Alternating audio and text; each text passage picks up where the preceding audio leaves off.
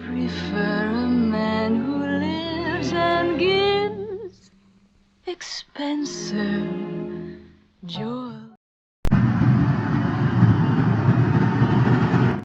Abonne-toi!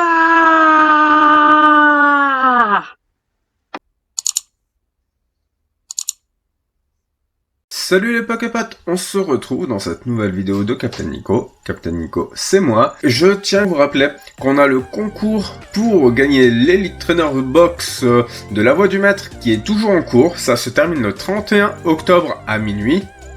23h59 précisément, globalement, parce qu'à minuit, on sera arrivé au 1er novembre. Voilà. Et puis, je vous invite à aller voir la première partie de ce déballage pesée, parce qu'on va se faire de la pesée là-dessus, pour voir si la pesée fonctionne. La première partie que je vous fais dans un urbex, en fait. Je vous ai trouvé une vieille salle d'arcade. Il me semble que c'est une salle d'arcade, parce que ça s'appelle un bar des jeux. C'est un peu à l'ancienne.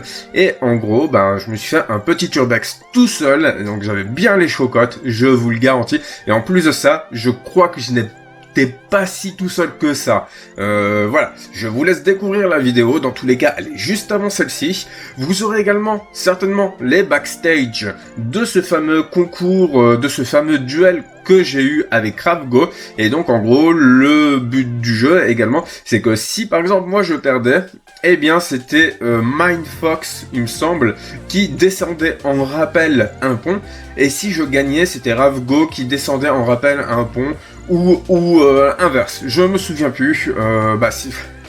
Ça remonte à 5 minutes en fait que le tournage a eu lieu, mais bon voilà, j'ai un peu perdu l'information là concernant qui descendait en rappel un pont si je gagnais ou si je perdais. Voilà. Dans tous les cas, vous aurez tout ça sur la chaîne de Mindfox. Je vous laisserai aller regarder ça. Et puis, comme je vous disais, il y aura certainement du backstage, mais concernant le duel, pas concernant la descente en rappel. Voilà, je suis pas sur place. Voilà, eh bien, on va se déballer un peu au pif, parce que j'ai un peu trié les boosters, donc là, globalement, on est censé avoir des légers, mais le truc, c'est que, censé ne veut pas dire obligé. Donc, on va se les déballer au fur et à mesure là. On peut considérer en dessous de 22,50, comme d'habitude, que les boosters sont légers. Alors après, je sais pas trop. Donc là, on va s'en faire une dizaine. Et puis, dans la prochaine partie, vous en aurez une dizaine également. Et ainsi de suite, jusqu'à ce qu'on ait tout grignoté, en fait. Donc là, pour le coup, je vais conserver le code de mon côté. 1, 2, 3, 4. 1, 2. Et puis, ça vous permettra également de découvrir, en fait, cette série qui va sortir pour le 14 novembre, en fait, il me semble. Dynavolt, Poule Paf. Alors bien sûr, on fait plus le tour des cartes parce que on l'a assez fait en fait. On a globalement découvert toutes les cartes possibles, globalement, hormis Sally par exemple, dont l'effet c'est de lancer 2 pièces et chercher dans votre deck le nombre de cartes inférieur ou égal au nombre de côtés face obtenus. Ajoutez-les à votre main, puis mélangez votre deck. D'accord, c'est rigolo, je trouve. C'est rigolo comme effet, en fait. Un pifeuille.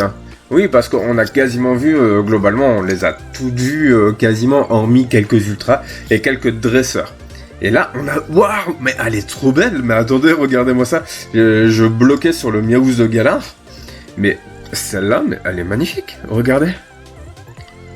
On dirait que les effets de lumière de derrière bougent en fait avec l'effet holographisme. C'est super bien fait. Et pendant ce tour, les attaques de vos Pokémon infligent 30 dégâts supplémentaires aux Pokémon actifs de votre adversaire. Donc cette carte-là, elle va vraiment bien marcher avec le Dracofeu en fait. Le fameux Dracofeu de Tarak. Et donc vous voyez, là, on a pesé un booster à 22,37, il me semble, et on a eu une holo. Alors que les holos sont réputés pour être du même poids que certaines ultras. Donc, je sais pas trop, en fait. Là, la pesée me semble... Là, tout ça, c'est censé être pesé léger. Comme vous voyez, on est que en dessous de 22,50. si je prends celui-là, on est à 22,40. Dans tous les cas, on verra en fait, à force de se déballer tout ça, on aura l'équivalent de 4-5 vidéos à ce sujet dans tous les cas. Et peut-être que, je sais pas, peut-être que la pesée a été bloquée en fait. Maintenant, peut-être qu'ils ont enfin écouté les demandes de beaucoup de clients, de beaucoup de joueurs. Allez savoir.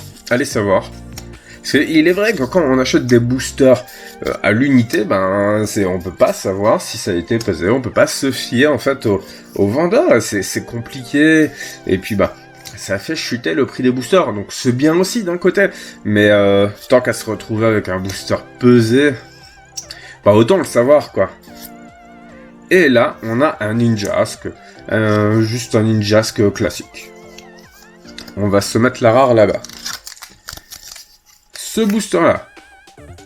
Donc on est au 3e booster et on est à 22,32. Donc normalement, ça voudrait dire que dans celui-là, il n'y a rien non plus. Ou alors, on a bien vu également quelques rares fois, notamment sur EB3, quand je vous les ouvre en avance en fait, on a bien vu que... on avait eu, je crois, sur un booster inférieur à 22,50. 22,50 c'est le poids de référence sur EB3. Si vous ouvrez en dessous, c'est considéré comme du booster léger en fait. Et en fait, on avait eu, je crois, à 22,45 un Nostanfer V. Donc ça reste Nostanfer. C'était une régular, donc c'était pas une full art. Donc bien entendu, c'est pas surprenant d'un côté.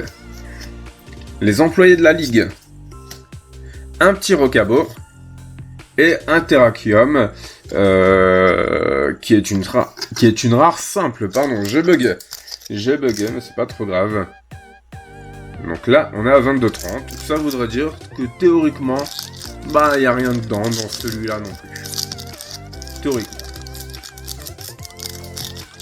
Concernant la pesée des autres ultras, parce que alors, je vais pas vous montrer les ultras là. En gros, j'ai eu ça de récupérer dans ma précédente vidéo que j'ai fait en urbex. Donc globalement, si vous voulez voir le résultat qu'il y a pu y avoir, eh bien surtout n'hésitez pas à aller voir. Je vous ai montré également les poids pesés avant de les emmener. Vous voyez, en fait j'ai tout pesé en avance chez moi. Et puis j'ai noté tout ça. Et puis j'ai gardé forcément les boosters dans l'ordre des pesées. Voilà. Sinon ça servait à rien du tout de vous faire ça. Petite énergie combat. Un casque brut. Un Terraclope. No acier. Et les Del en reverse. Et Astakuda en rare. Voilà. Pour l'instant on n'a pas de surprise. Hormis Tarak qui était en holographique et qui se trouvait là parmi les boosters, je crois à un poids similaire à celui-ci. Et je crois on est à combien de je crois on est à notre 5e. Là on est en train de s'ouvrir notre 5e booster.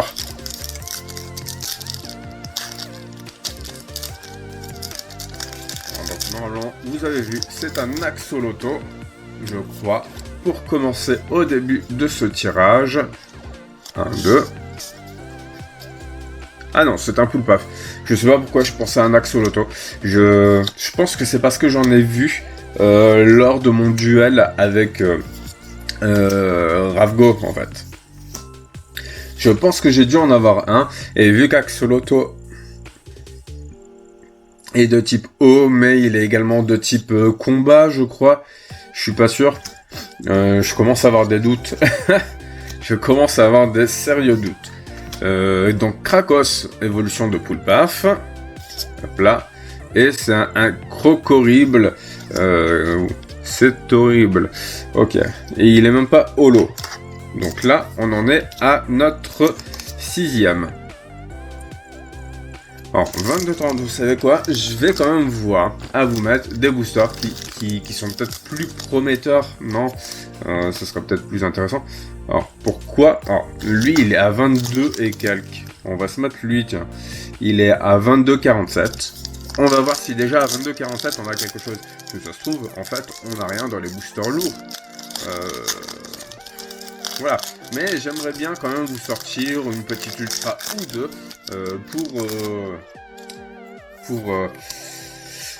pour le fan.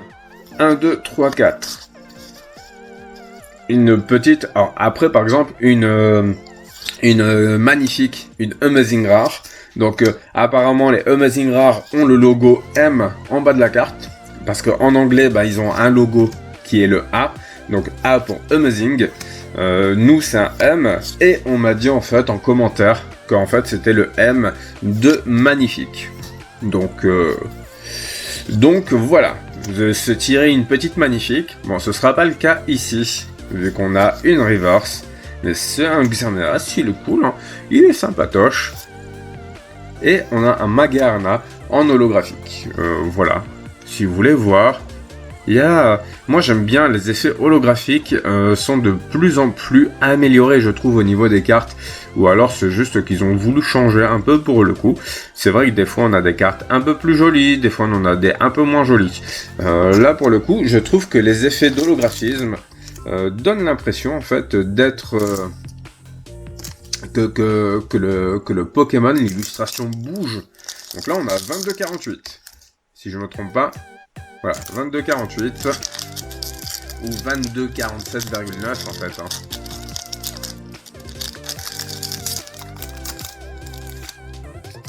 Alors, on a fait 3, 4, 5, 6, 7. On a notre 7ème booster. Voilà. 1, 2, 3, 4. 1, 2. Et c'est reparti avec du Melofeu, Dynavolt, Granipio, un Evoli, Riolu, Énergie, Métal, Alistair, qu'on a déjà pioché, hein. On a eu le temps de le piocher, hein, comme toutes les autres d'ailleurs. Metang, un Miamiasme et Pikachu V. Et je me souviens plus du poids, c'était 22,48, voilà. Et on a un petit Pikachu V à 22,48. Et ça fait plaisir, hein, en fait. On a au moins une petite ultra dans cette vidéo. On va pouvoir sereinement continuer à se rouvrir des boosters ici. Et donc là, on était à 6, 7. Et bien, on se prend 3 boosters là. On va les poser là. Et comme ça, il nous restera plus que 3 boosters à ouvrir. Donc 22, 30. Après, vous voyez, là, on a eu une ultra dans 22,47 ou 22,48. Ça veut dire qu'il y a 22,50. Si on avait fait de la pesée et qu'on avait ouvert que les 22,50, ça aurait voulu dire, qu'on n'aurait pas eu la Pikachu V. Alors après, est-ce que la Pikachu V régulière est vraiment intéressante? Voilà, il faut voir son intérêt dans le jeu. Il faut voir également pour la collection, tout ça. Après, dans tous les cas, pour la collection, ce sont les cartes qui se trouvent le moins facile possible. Alors après, il y a aussi les cartes qui se vendent hyper bien. On a bien vu que Dracofeu se vendait super bien parce que c'était un Pokémon emblématique. Mais Pikachu aussi reste un Pokémon emblématique. J'ai chopé 2 cartes en même temps. Mince alors. Alors voilà. Alors, Aspico en reverse. Et un Melodelph qui est en rare classique, j'ai l'impression. Oui, c'est une rare classique. Et je crois qu'on l'avait jamais vu jusque-là. Une fois pendant votre tour, si de l'énergie Psy est attachée à votre Pokémon actif, vous pouvez soigner 20 dégâts de ce Pokémon et il guérit d'un état spécial. Mais c'est cool. C'est cool. Parce qu'en fait, vous le mettez sur votre banc, voilà. Vous le mettez sur votre banc et en fait, ça peut vous éviter des effets indésirables, du poison, des trucs comme ça. C'est cool. Je trouve que Pikachu, les Pokémon électriques, avec de grosses attaques électriques, devraient avoir généralement des effets paralysants en fait, parce que souvent dans le jeu, les Pokémon sont paralysés quand on fait des attaques électriques. C'est un peu le truc de base. Et je trouve ça dommage en fait que ce soit pas... Je demande pas que ce soit systématique. Je demande juste qu'il y ait un peu plus de rapprochement avec le jeu, éventuellement les animer également, voilà. Grain dur, Skelenox, hop là, énergie lavage, Eledel, Migavolt, on a un viseur télescopique en reverse, et derrière on a juste un Métalos en rare classique, qu'on avait déjà vu il me semble. Vos Pokémon en jeu n'ont pas de coup de retraite, oui on l'a déjà vu. Et maintenant, on va se faire ce dernier booster de la vidéo. On est à 22,33,8, c'est quasiment 22,34. Pour certaines balances, en tout cas, ce sera du 22,34.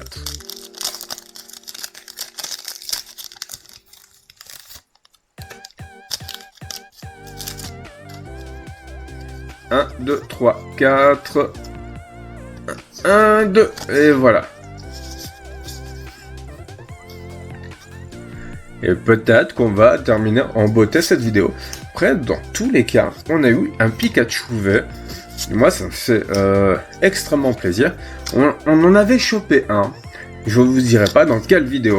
Je vous laisserai aller voir ça par vous-même. Mais après, dans tous les cas, il n'y a pas énormément de vidéos de EB4 que je peux vous déballer.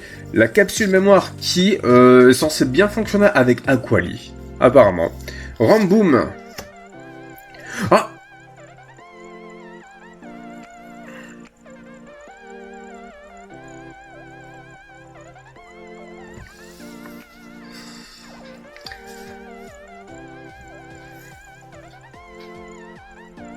Non, c'est pas un bug de caméra.